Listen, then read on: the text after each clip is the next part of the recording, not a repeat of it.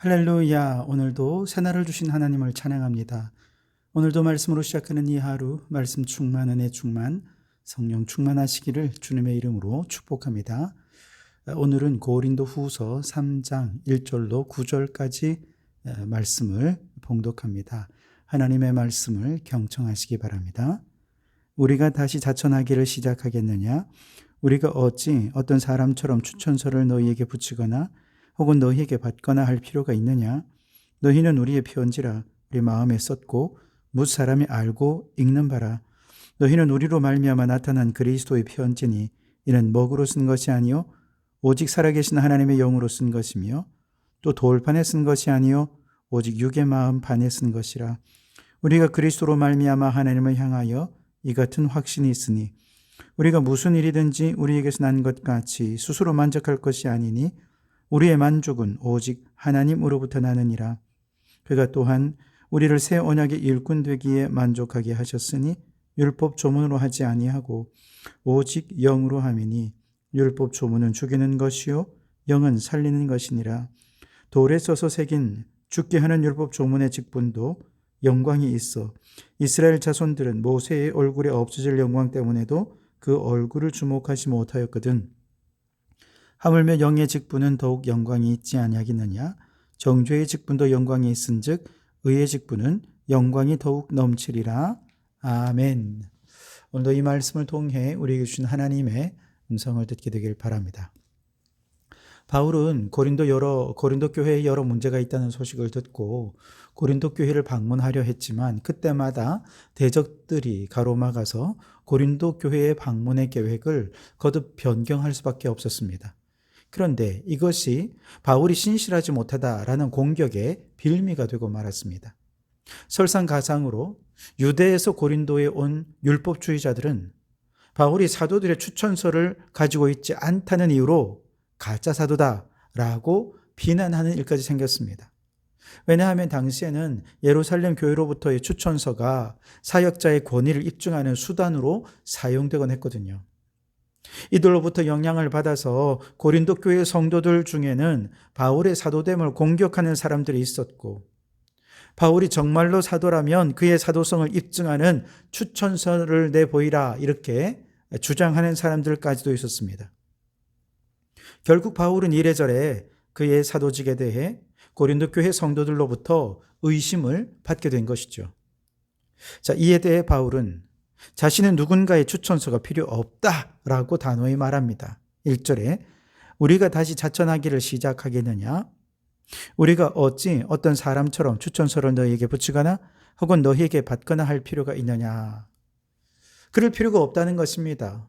바울이 추천서가 필요 없다고 주장하는 이유가 무엇이냐? 2절에 보면 너희는 우리의 편지라 우리 마음에 썼고 뭇 사람이 알고 있는 바라 그랬습니다. 이 편지가 바로 추천서죠. 고린도 교회 성도들이 곧 바울을 사도로 추천하는 추천서이기 때문에 종이로 된 추천서가 따로 필요 없다는 것이죠.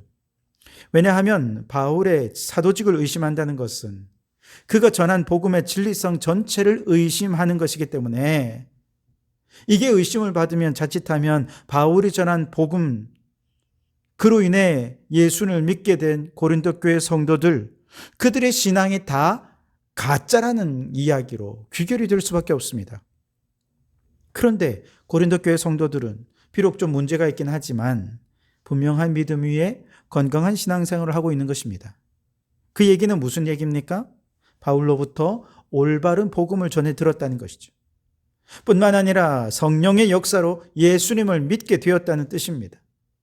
이 말은 바울의 사도직을 의심할 이유가 없다는 것이죠.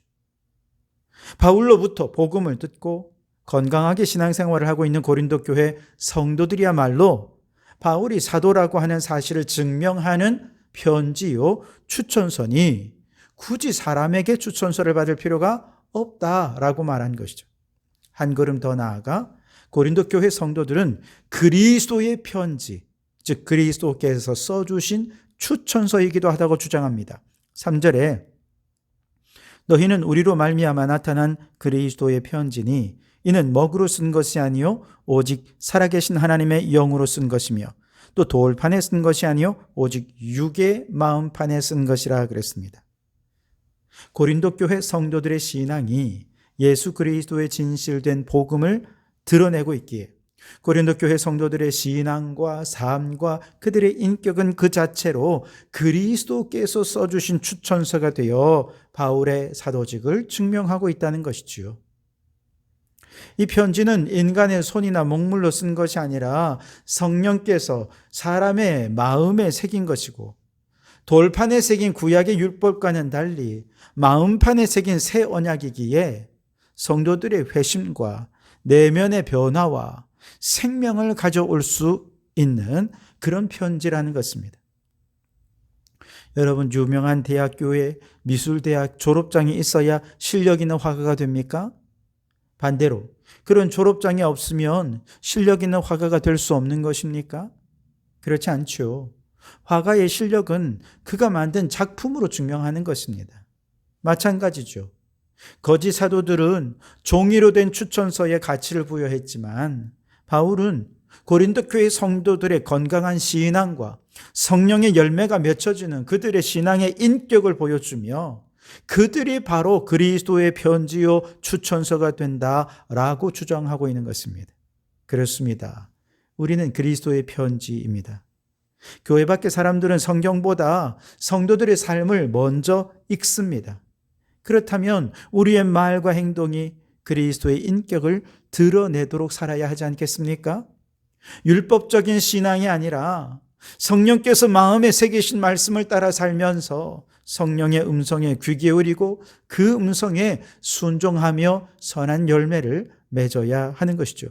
겉으로 드러난 외적인 것, 예를 들면 우리의 직분이 무엇이냐, 교회를 다닌 지 연차가 어떻게 되느냐, 교회에서 무슨 봉사를 하느냐 등등 외적인 어떤 자격보다 내적인 열매를 추구하면서 실제로 변화된 삶과 복음의 열매가 성령의 열매로 맺혀지는 그런 신앙을 세상 속에서 살아갈 때 우리는 그리스도의 편지가 되어서 세상 속에 예수 그리스도를 증거하는 자가 될 줄 믿습니다. 그러므로 여러분, 우리의 가정과 직장과 이웃과의 모든 관계 속에서 그리스도의 편지가 되어서 이 세상에 선한 영향력을 끼치는 성도들이 되시기를 주님의 이름으로 축원합니다. 자, 이처럼 바울이 새 언약의 일꾼, 즉 사도가 된 것은 사람들로부터 추천받은 것이 아니라 권세와 영광이 높으신 그리스도의 추천을 받아 된 것이기에 그의 직분에도 영광이 넘쳐날 것이다. 오늘 7절로 9절까지 보시면 돌에 써서 새긴 죽게 하는 율법 조문의 직분도 영광이 있어 이스라엘 자손들은 모세의 얼굴에 없어질 영광 때문에도 그 얼굴을 주목하지 못하였거든 하물며 영의 직분은 더욱 영광이 있지 아니하겠느냐. 정죄의 직분도 영광이 있은즉 의의 직분은 영광이 더욱 넘치리라. 아멘.